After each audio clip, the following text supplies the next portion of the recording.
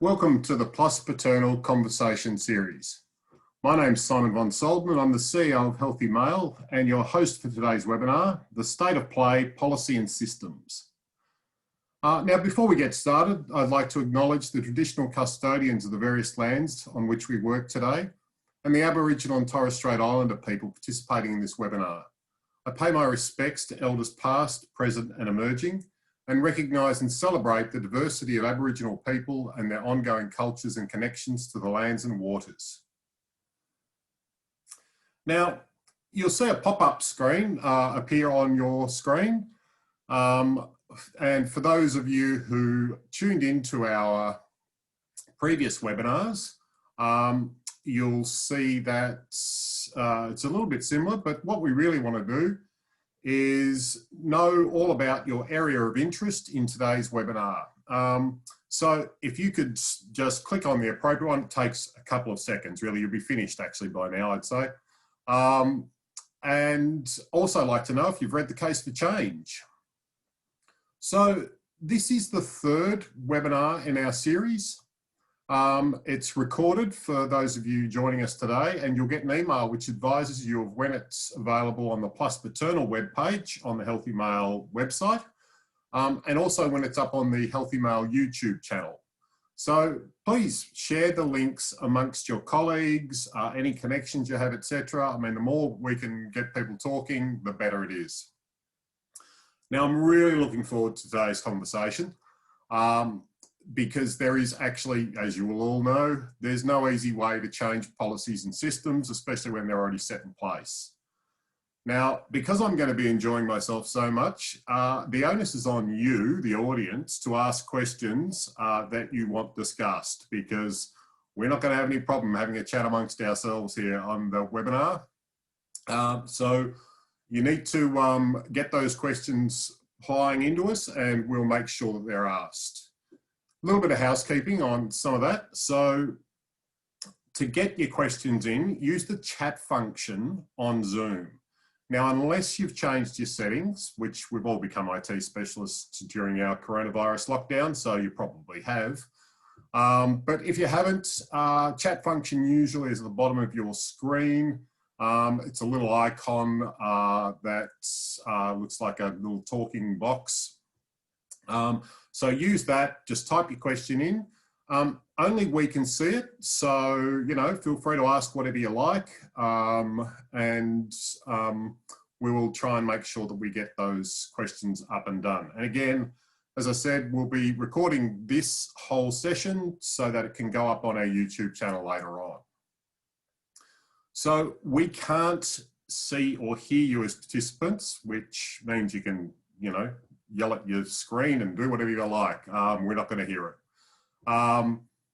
So don't be shy is the main thing, is use your keyboard to ask your questions. It's the only way that we're going to know what you want us to be talking about specifically.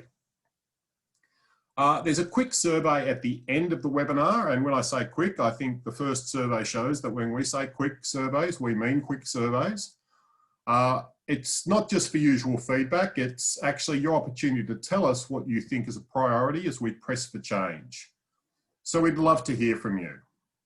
I'd really encourage you to have a look at the rest of the webinars that we've done to date. This is the third, as I said, and register for the last two that we've got coming up after this one. The link for the registration is going to be provided in follow-up emails and in the chat. So please make sure you do come along to some more webinars, or at least watch them when they're on the YouTube channel.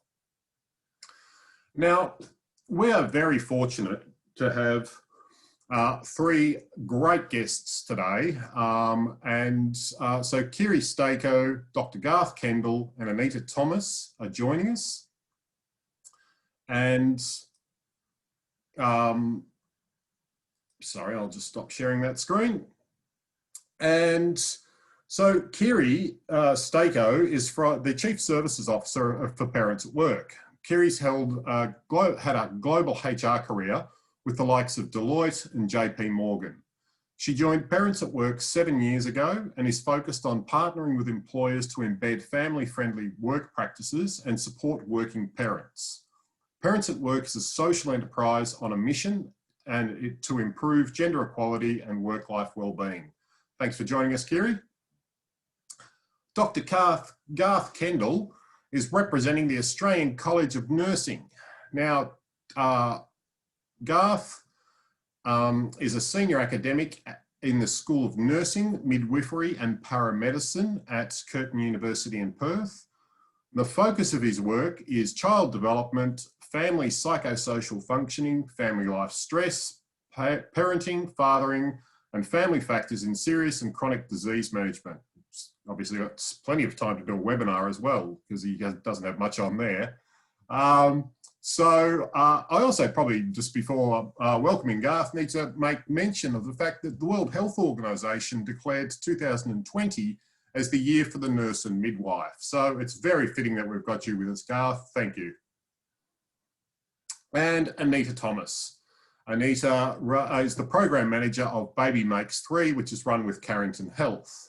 Anita's got extensive knowledge and expertise with 25 years experience in population health planning, implementation and evaluation.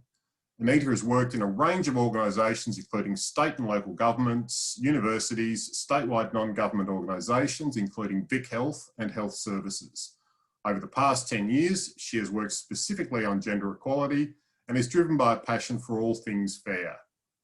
Thanks for coming along, Anita. So I also need to say a special thank you to the Australian Government Department of Health for their support in Healthy Male, but also the Plus Paternal project. Now, let's get things kicking along. So we're here to talk about policies and systems. So look, I'm going to start with you, Garth. In terms of what are the policy and system level barriers that you think are necessary to achieve change for men and fathers? And how do those barriers impact on men and families? Thank you for your welcome, Simon. Hello, everyone. I just want to preface what I'm saying. I have consulted with my colleagues working specifically in paediatrics and community child health, because I want to represent a view that comes from the nursing profession and not just from my own experience. So what I would say is that in both acute and community health settings where nurses work, it's fairly clear that nursing services are very much focused on women as the primary caregivers of children. So that's the major point. With regard to the way we deliver services, and these present barriers for men, there are major issues with the time and place that our services are delivered. There's very little flexibility. There are issues with the language that we use. Sometimes the language is benign, it just excludes men. In other ways, the language that we can use is sometimes gender stereotyped, and sometimes, unfortunately, we can contribute to a conversation which is around sort of like a deficit discourse in terms of the way that we see men and their role as parents and fathers. So that's an issue. We know that there's a deficit in our knowledge base with regard to our understanding of the role that men play as fathers. We have a mostly female workforce, and in that sense, there is some degree of gatekeeping that happens with regard to services simply because most nurses are female. And finally, I would say that in many of the services that we do present, if we are involving groups of parents, typically there are women who attend those sort of sessions, and in that sense it's very, very difficult for men because they're almost exclusively with groups of women. Great. That's a hell of a lot to digest, Garth. But lots of great segues in there. But I might jump straight across to Kiri in terms of, there was a few things you said which I think really strongly resonate with the workforce. Kiri, what do you think in terms of the policy and system level barriers achieving change for men? I mean, what do you think they are? Yeah, I think what Garth just said there in terms of the gendered language, that definitely relates to the policies that are used in workplaces. So specifically, parental leave policies and flexible work policies, whether that be at a government level or at, you know, in the workplaces. These policies are definite barriers still very much to this day for men, you know, in terms of, like, we just, you know, for years in Australia particularly, we've worked really hard at bringing women into the workforce and giving women a chance to get back to work after they've had their baby, work flexibly. We've worked really hard at that for decades in Australia. We now need to work in the reverse really hard at including men and encouraging men to be able to take parental leave, work flexibly, raise a baby, raise a child, should they wish to or need to. I think a lot of policies, our own government policy, federal policies included, suggest and entrench the, you know, I guess the norm that women are the caregivers and men are the breadwinners. We've got the dad and partner pay, you know, that's a very highly suggestive language. 2 weeks, your dads can have 2 weeks, you know, dads and partners. So it's right there, you know, the parental leave policy that we have it's available to birth mothers, adoptive parents, or another parent in extreme circumstances. And so, you know, we're just not including men right now in our parental leave policies, and the same with flexible work policies. Of course, COVID-19 has really brought forward the issue of flexible work, and it's accelerated enormously the experience of flexible work for both men and women, but particularly for men this year.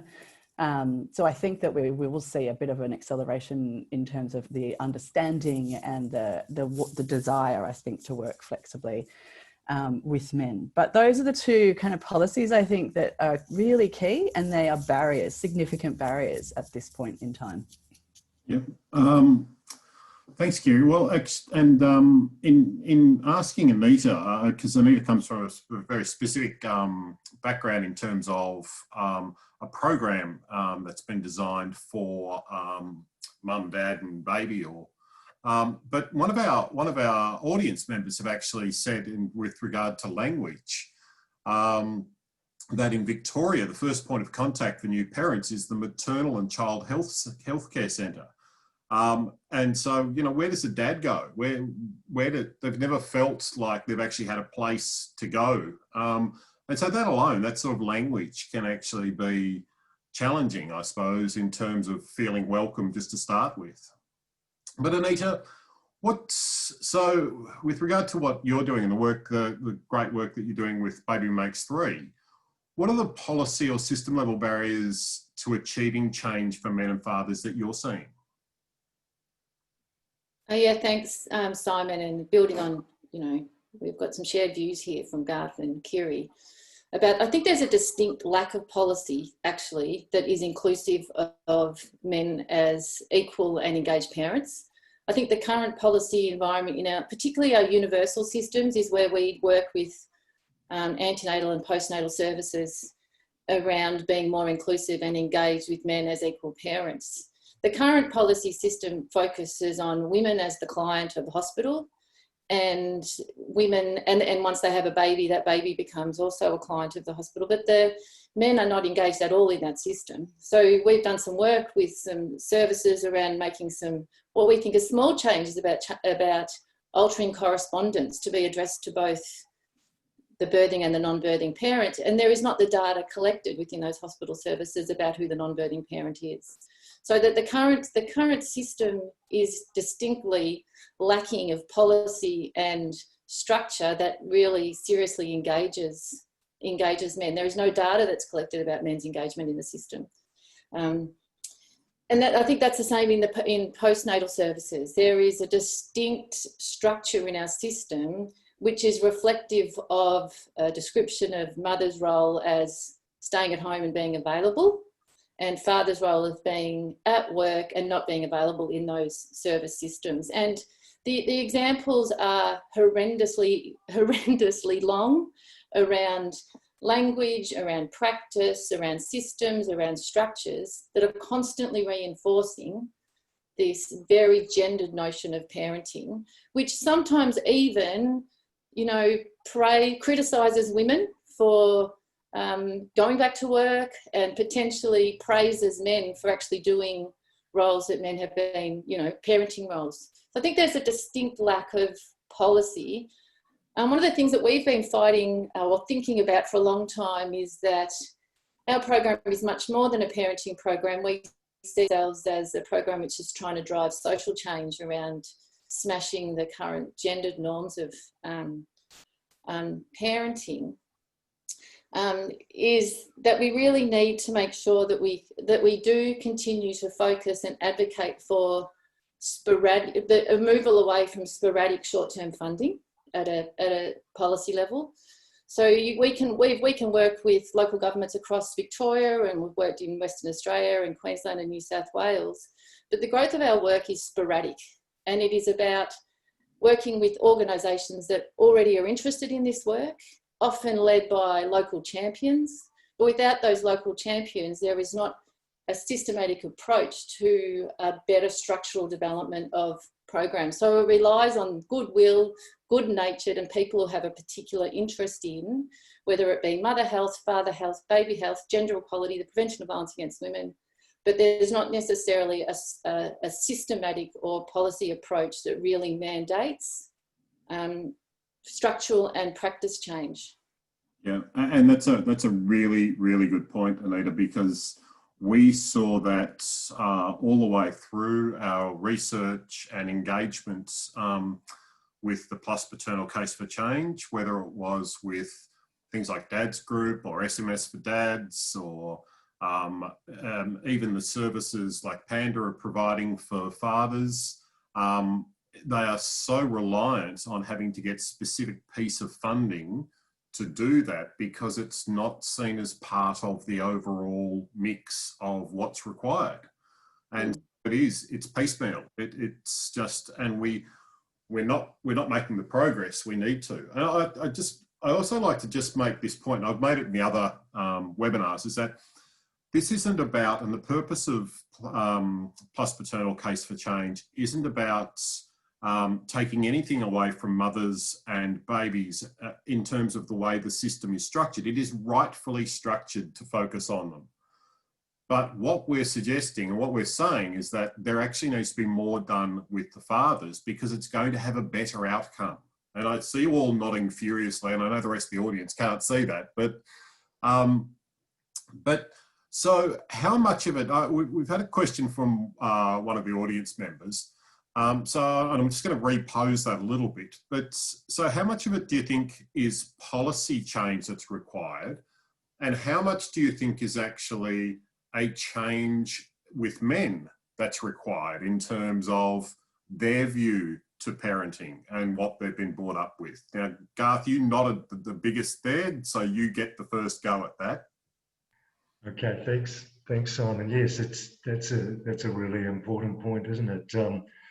I know, because I've had a recent discussion with you about this. You used an analogy. It was sort of from economics, supply and demand.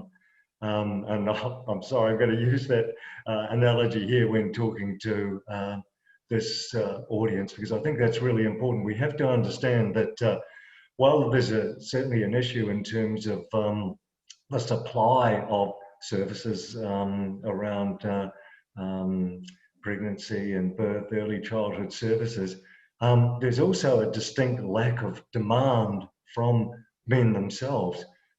This is a very, very important issue. I know, discussing this with my colleagues in community health in particular, they're very, very aware of the need to provide services that are father friendly, but it's very, very difficult for them to engage men in the whole process of being fathers. This is a big issue, because we have a group of men increasingly in society who are saying, well, they want these services, they want these changes, but there are also very, very many men who are not Well, many men, it's a part of our culture. We see our position as men as being economic provisioners. We're the ones who provide the economic base for the family, and our role as men is more in supporting our partners as they provide care for our children. This is a very profound part of our culture. It has been for tens, hundreds of years, and this is going to be something that is going to take possibly some time to change, for men themselves to understand that they can play a greater role with their families. Kiri, being on the coalface, in terms of the workplace, what are you seeing? Yeah, so I mean, that's the angle I guess that I've got experience with, is talking to dads within workplaces. And, you know, I've been with the Parents at Work business now for about 7 years. And I would say we've started to see a shift only in the, like truly a shift only in the last couple of years, where, you know, I go in and talk to, I'm a woman, so I don't always stay for the whole session, but I go in and talk to the dads groups that are, you know, formed internally in organizations, just to kind of educate them on the fact that they may well be eligible for benefits that they just haven't thought about. Because, and I have sat with groups of about 20 dads and said, have you actually asked the question, you know, can you have the primary carers leave? And they all sort of look around and go, well, I took it. One person might say that in a group of 20, and the others will be like, really? I didn't even know I was eligible for that. And that has then started this conversation of like, wow, well, you mean I could have 3 months paid and look up, well, that seems pretty good. I want to do that.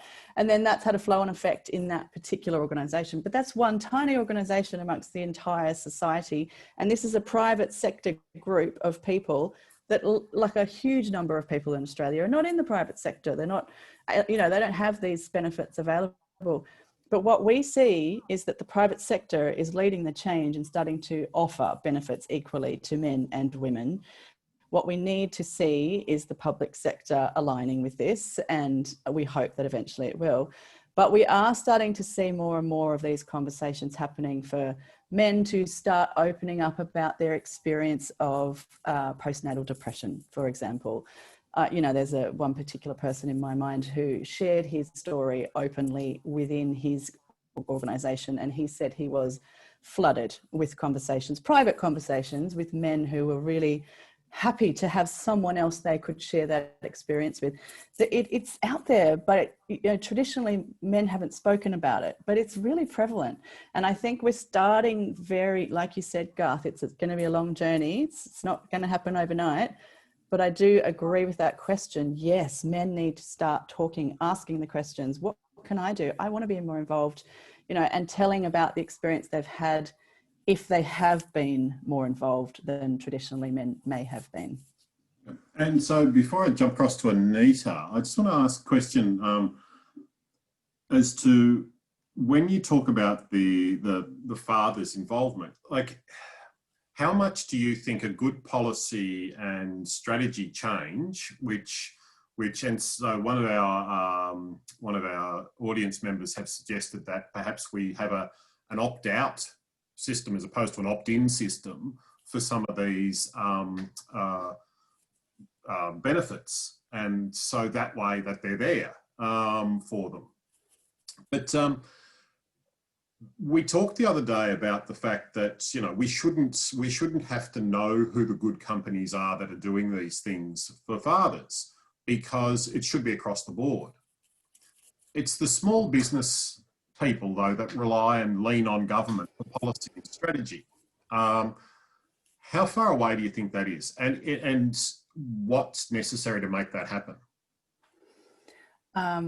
My view right now is that we're pretty far away from a governmental policy change.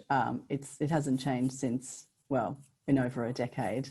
Well, there were some minor changes recently in terms of the flexible way in which you can take it, but we missed an opportunity to look at the gendered approach that we have to parental leave specifically. From a government policy perspective, unfortunately, I still feel that we are a fair way off making, there's no current appetite for change. And so much further off than I would hope that we would be. Even though policy you know, we also need role models. Policy is one, role models are another. You've got to see some role models in government as well. But I won't change the subject right now. I can see Garth wants to. Yes, and we, I don't know how many people read the Annabelle Crabb quarterly essay. And yeah, members of Parliament weren't the best examples and role models for how they're actually doing it themselves in terms of taking their role. Now, Garth, you wanted to say something. Well, just taking up that point that Kerry was making, and personally, I'm not sure if government is certainly not the only way where we could best have our influence. As we think about the economy generally, tends to be pretty much run by business itself. So I'm just wondering in this context, it's not going to be the small businesses that would have the resources to put into including men and starting this process rolling. But certainly there are many large businesses within Australia and certainly internationally that could be much more involved, I think, in driving the sort of policy that we want to lead. Because I think I'd make the case that there are many, many benefits for business in having men who are have a good work-life balance and they're very satisfied employees. It's much more likely if home life is good and family life is good that they're going to be productive employees. So I think that is an area that we need to also focus on. Yes, government's important, but let's think about how we can work with industry itself to create these changes. Yeah, and I'll just jump in there. So that's our business, Parents at Work, that's where we influence change, is in the private sector, and we work very hard to hammer in the message of the importance of the benefits to the business of removing things like primary and secondary carer labels. Those labels are suggestive in their own right. There is no such thing as a primary carer, really. We're all parents. We all learn it on the job. We all figure it out as we go. It's not, women are certainly not inherently better parents. We just have more time to learn it because we have more time off at the start. And that's where we're seeing the change, Garth, is in the bigger organisations, and we will continue to see this rolling year on year. These policies, we know they're coming. We know the bigger organisations are making those changes, but we're still early days. To Simon's point, we can still name them. There's a couple of, maybe 10, 15 organisations in Australia we can name. It needs to get well beyond that. But Kiri, it almost looks like you've been reading the chat comments, because one of our audience members actually said that women don't simply become mothers, we all become parents. And it's right, it's the labels that actually mean a lot. Now, Netta, I've got a bunch of questions for you, but you did put your hand up, so I think you want to say something anyway, so I'll let you go first. I was going to just add to the discussion about the workplace, really. If we know that if we have men in work where there's more flexible arrangements, better work-life balance, what we also see is more likely women's participation back in the workforce as well, which actually boosts economy, boosts women's participation, which is exciting.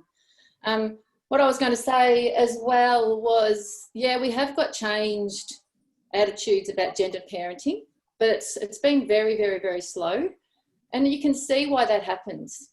People say that men and women need to be actively involved in parenting. However, the systems and the structures that are surrounding people reinforce constantly that women should be the ones at home and men should be the ones going off to work. So I think it's really difficult to expect men to be able to flourish in environments where the current systems are making them swim against the tide, actually, to be the ones who are demanding of service inclusion. I think it's unfair to think that that's going to make radical change. I think we need to somehow get the decisions made at a policy and structural level that mandates, reporting against men's engagement in the system, having men as clients of services, so that there is more equal responsibility within services for both parents in relationships and as parents.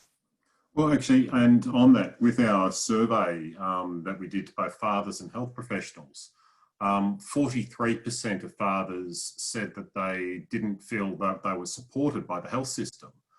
When I relayed that to someone who we'd actually been talking to a lot about the plus paternal work, his response was, "Oh, is that all it was?"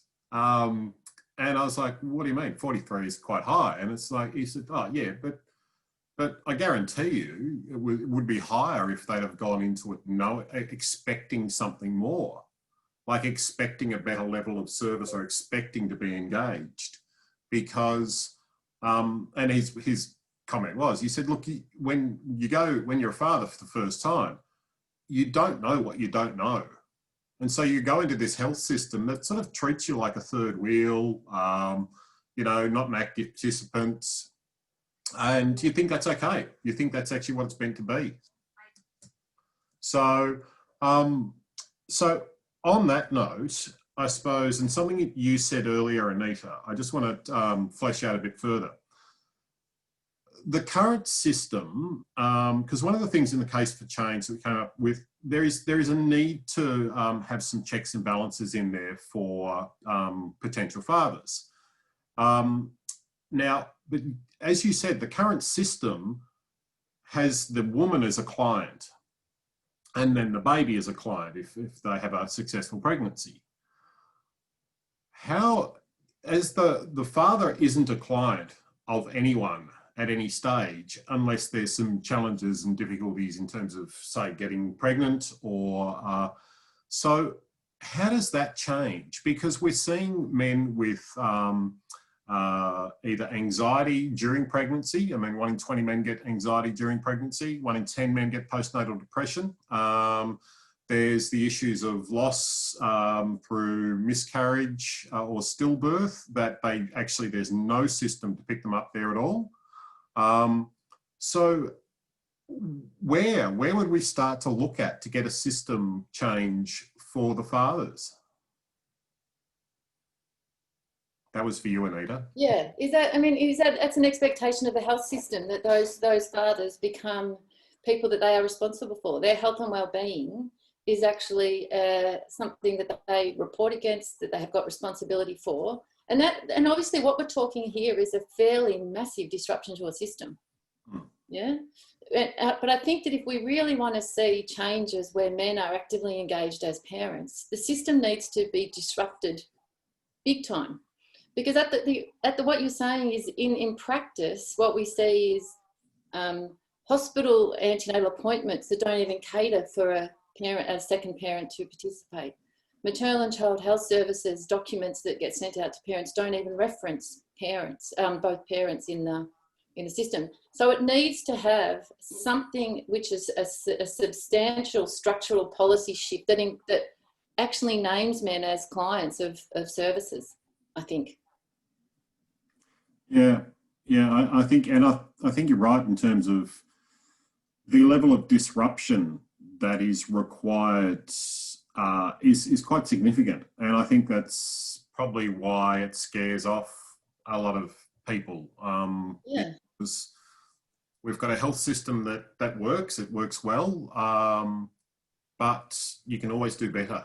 And that's what we're saying. And we've been in contact now with so many fathers who just wanted who realised they could have got a much better experience. They could have perhaps not suffered through their anxiety or postnatal depression, and a concern now for new fathers and new potential fathers that are going to be coming into the system, and where to. And so we get back to something we were talking about earlier, which is there is some very good projects and programs happening around Australia, but they are so reliant on the goodwill and need. And as one of our audience members have said, it'd be fabulous to think that their program could actually do more than work on goodwill and champions and people who actually really believe and try to push it along with all of their might, as opposed to having a system that actually backs you up.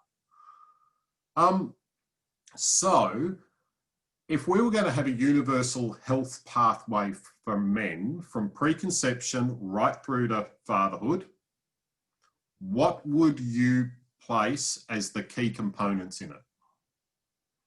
Now, I'm going to ask that one to you, Garth, because you again started nodding your head. You're on mute at the moment, so.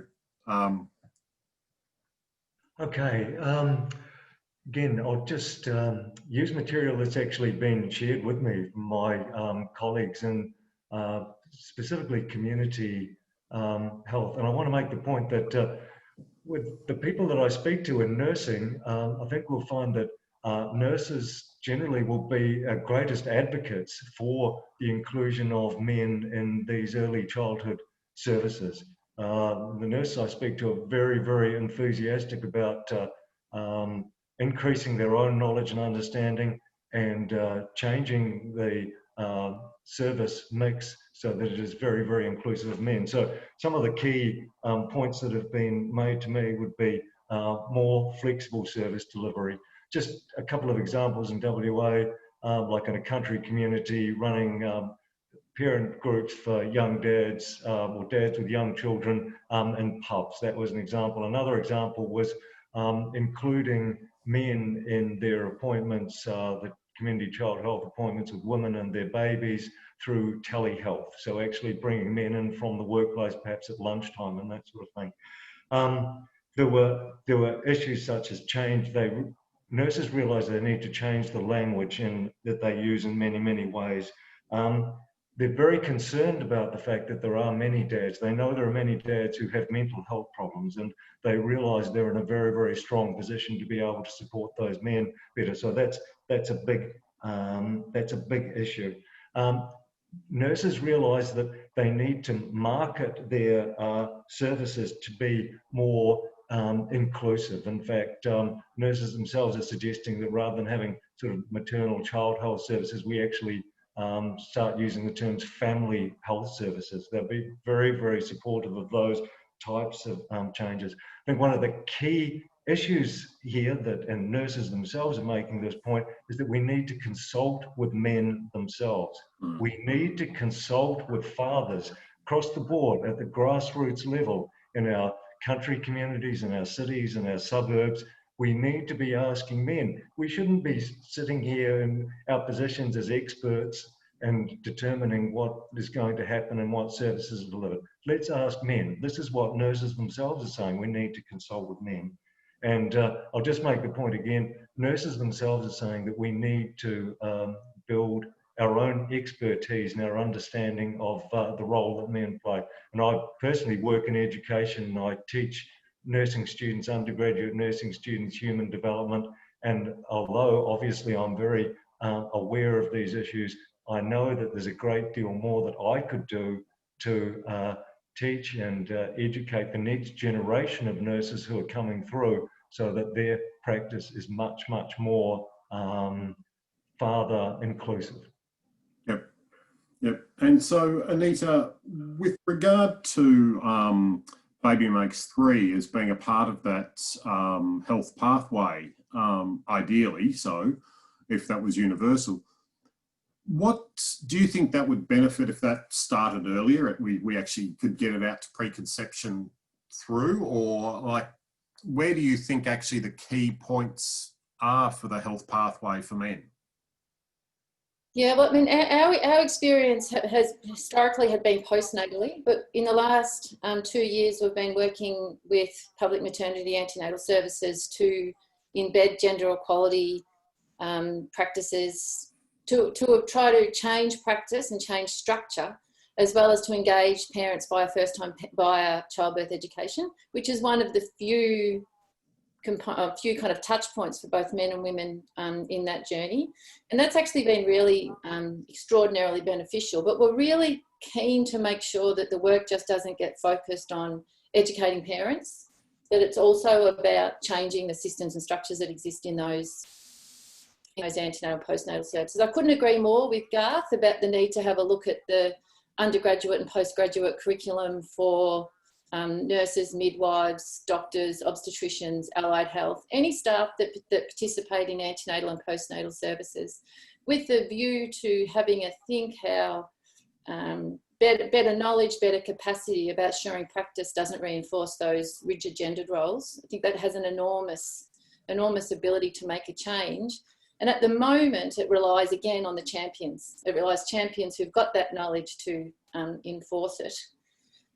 One of the things I'd be really mindful of and kind of put caution to is around looking at strategies that engage men that reinforce rigid, unhelpful kind of masculinities. So, you know, there are programs that compare babies to cars as a way of trying to engage men, running first-time parents groups, as, you know, Garth mentioned, the successful implementation of things like beer and bubs. But I kind of think that's slightly irksome in terms of engaging men about care, needing to run those programs in pubs.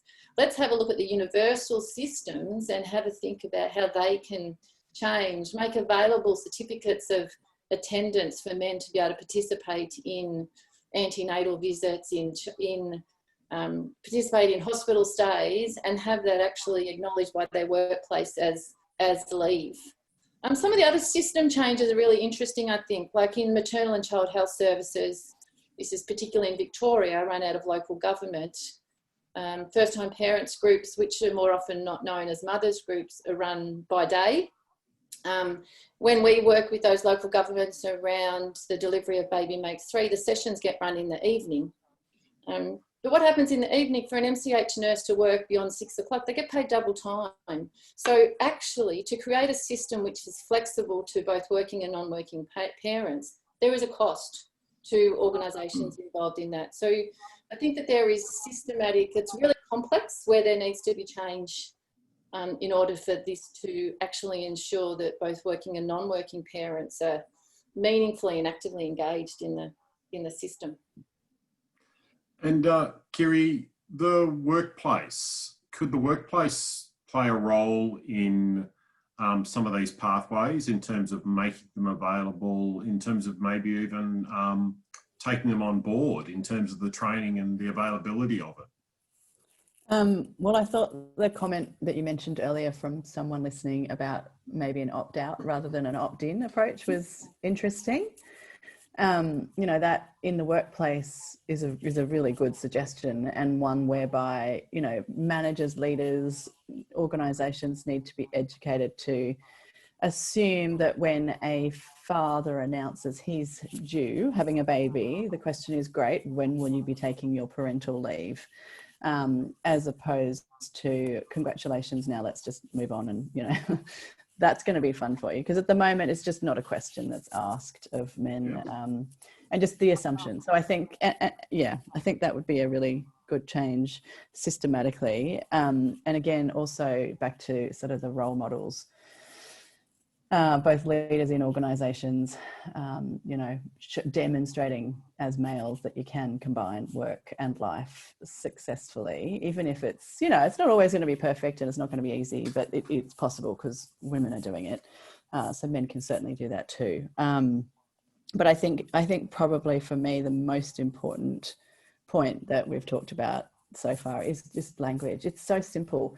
The suggestive language that is it's from the moment that you announce that you're, you know, pregnant with your mum or a dad. It's all about mum.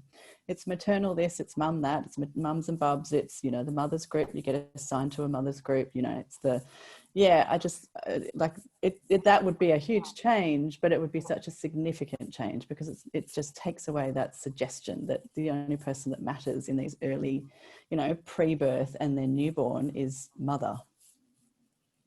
Yeah, and we're actually getting a number of comments through with regard to some personal experiences that people have had, like, you know, single parent households. 1 in 5, the dad is the single parent who has the children, and yet, you know, you can't get change tables in a men's toilet.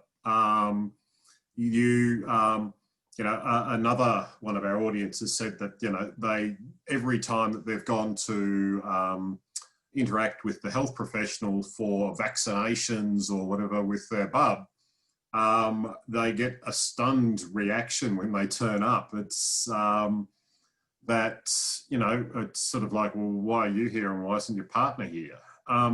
and that's part of that is the training, because maternal and child healthcare nurses have a hugely tough job.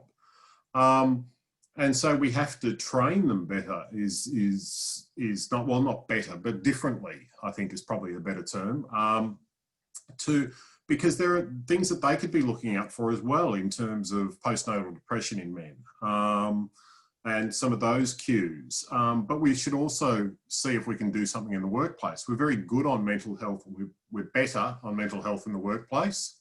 Why doesn't it extend to new dads as well? I said this would be an easy talk because we're actually right on time and we've still got questions piling through. And whereas I said to you that I've got plenty of questions, but I don't think we'll get through many of them. I didn't lie. We haven't got through hardly any of them. But look, we might just go for another couple of minutes if you don't mind, just because there is some really interesting information coming through here. But also, one of the things I'd really like to ask you all is if you could have a single policy system change, one that you thought was going to have the biggest impact and influence for dads and potential dads, what would it be? Where would you start? Now, you're all looking quizzical, so I'm going to throw this open as to who's going to be bravest. But it's, look, there is no right answer, I think, but I'd just be intrigued as to where you think we could go to start the process to get some policy and system change happening. Oh, God, well, I'll go because I do think it's already started. And I do think that ultimately the change that we most need to see is our, I guess, overall approach to it, and it needs to shift to shared care. So, there isn't sort of mum is the main sort of carer, and then anyone else around mum, partner or father or, co-parent is sort of ancillary. I just think, the UK obviously introduced the shared care concept probably a good 5 or 6 years ago now. And it took a while for it to land, and they've had to put on a big advertising campaign for people to understand it and really push that message. But it's getting there and it's taking its time. But I think shared care is a really good term. And I think that's ultimately what I think that would make a real difference if we don't look at it as his mum's responsibility, his dad's responsibility, but rather it's a family responsibility. Whatever your family makeup is, 2 dads, 2 mums, 1 mum, 1 dad, whatever it is, it's just a shared care, approach in our policy reviews everywhere. Yep. Garth or Anita, do you want to, Garth, you'd like to add? Okay, it's just in relation to something Kerry had said previously about language. I mentioned this myself. I think if there was one policy area we could start, and we can do this at all levels in government and in all aspects of health delivery, we could start with changing the language. And just to give you an example, here in Western Australia, we have an early childhood service around birth and pregnancy care, birth, early childhood care, and it's called the Women and Child's Health Service here in Western Australia. It's been known as that for many, many years. I think the terminology has to change. We can change the language in all of our policy documents. We can change the language in all of our service delivery documents. I think that would be a very, very good place to start. Yep. And Anita? Obviously impossible not to agree with all of those who agree with those things. I would love to see major disruption in the health services to actually have men as clients of services. Because I think that until that happens, there won't be data collection, there won't be KPIs, there won't be a whole lot of structural systematic change within hospital that demands changes in service delivery. And I think that it's really critical that the universal services lead by extraordinary example here in terms of that concept that parenting is about family. Parenting isn't about a mother doing X, Y, and Z and a father doing, Z, Y, and the X. let alone the diversity of family that exists. And I think that's the other thing about trying to think about this not in such a gendered way, that we've got parents and we've got families, and who cares what the makeup is?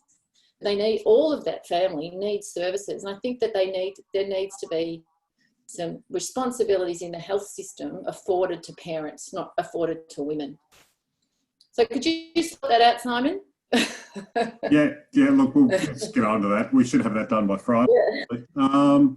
But the other thing, can I just say, sorry, one thing that I'm really passionate about is the concept that these changes that we're talking about as extraordinary benefit for men, they're extraordinary.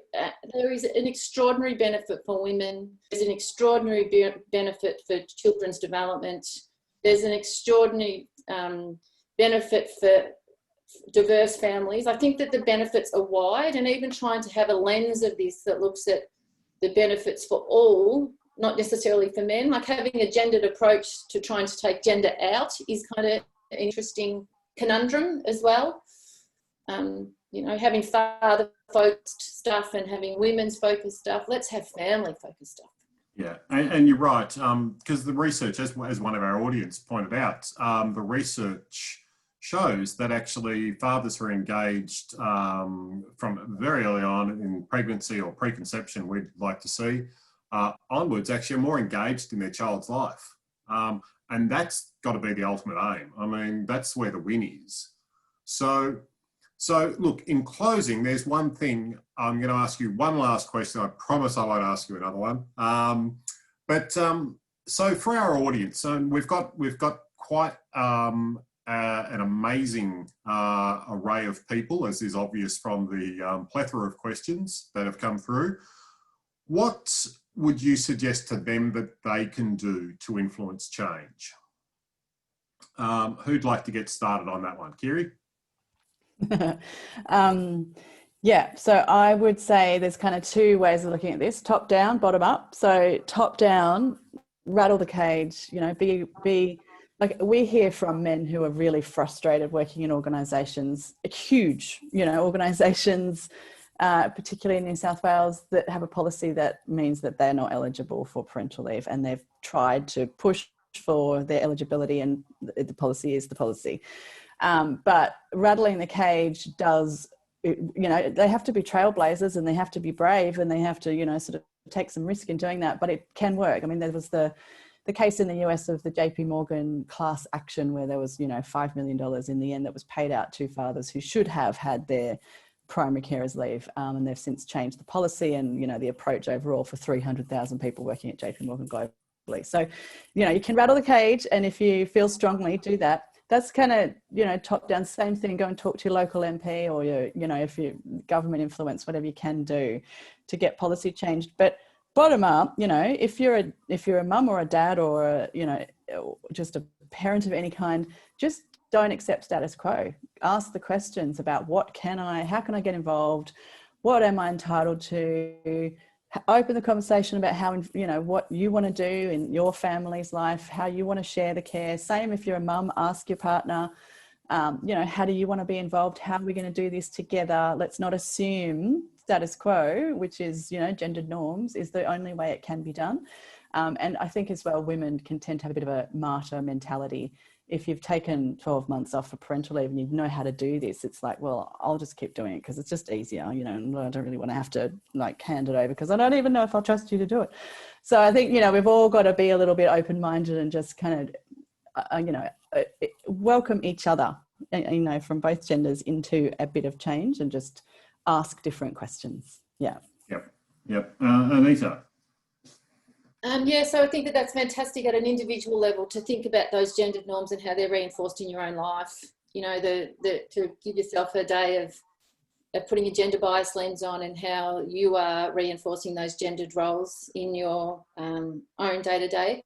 But I think for organisations, it's really, really important to think about your own practice and your own structures of your organisations that currently reinforce women are caregivers and men are the workers. Women are the experts, men are the helpers. You know, that when women go into labour with the support person and they come out of labour as the support parent. as the father. And I think that all organisations should have a think about their sphere of influence and to ensure that they're not reinforcing those gendered roles. Really, really critical, and quite tricky, because those reinforced gendered expectations are deeply, deeply, deeply rooted in our culture. And it's really important to be constantly on the eye for them. And knowing it's an area of interest of yours and that your email address has gone up in the chat, I'm going to dob you in, Anita, to say if anyone actually thinks, look, I'd like to do that, I'm sure you'd be happy to, if they emailed you and just said, what do I do, in terms of my workplace, to even have that conversation. And Kiri, I'm sure you'd be up for it as well. Yeah, look, we've done some work in the last couple of years, some hospitals, and developed some tools to help them do that, actually. Yep. We've got some good resources that, the website's under construction, so it's not all kind of up yet. But some very simple things about, having a think about publications, having a think about what's on the walls in services, the language that gets used, try to think about parents differently. Some really practical ways that really help people to put those lenses on. Yeah, yep. And Garth, we'll finish off with you. Okay, well, I will speak from my personal experience to any man who is listening to this talk. I would say, yes, you can be an advocate, but I agree with what Kiri and Anita have both said. You can look at what you can do in your own life, your own family, in terms of your involvement. And from my personal point of view, I've been a registered nurse for 40 years. I don't know, if you think of men in nursing, you might be able to imagine that I've copped a fair bit of flack and crap over a long, long period of time. The fact that I'm a man and I work as a nurse. I'm a very passionate nurse. I always have been. I'm also a very passionate and committed father. I've been like a full-time carer as a father myself. It's tremendously rewarding, as is my nursing career. I have 2 adult children now, whom I'm very, very close to, because I've always been close to them from way before the time they were born. It's really the centerpiece of my life, is my family, my role as a father. It's something now that I'm close to retirement that will always be the most important thing in my life. So I think it's something that I would encourage all men to reach out and to find this within themselves, because I think they'll find this will be the truly rewarding part of what they can achieve in their lives. Well, thank you all so very much. Anita, Kiri and Garth, all of who are actually representing organisations who have endorsed the Case for Change. So thank you also for that. Now, to any of the audience who haven't read or reviewed the Case for Change, you can head to our website and see it. For those of you interested in actually joining our 3 esteemed guests and endorsing the Case for Change, please drop us a note and we'll be in touch. And this, as I said earlier, this whole session has been recorded and will be available soon. So now, as this session closes, there will be a brief feedback survey, as I mentioned earlier, in your window. Please fill it in. It's not going to take you very long at all, like, less than a minute, I would think. And the survey link will also be sent in an email for completion later. So I invite you all to register for our next session in 2 weeks' time, Supporting Fathers at the Grassroots. So if you haven't already done so, it's on Wednesday, the 21st of October. It's 12:30 p.m. That is Eastern Standard Time. Now that we've got daylight savings, it just makes things all more challenging. But thank you everyone for sticking with us. We have run well over time, but can't say I didn't warn you at the start. And please take care, stay safe, and we look forward to seeing you again in a fortnight's time. Thank you.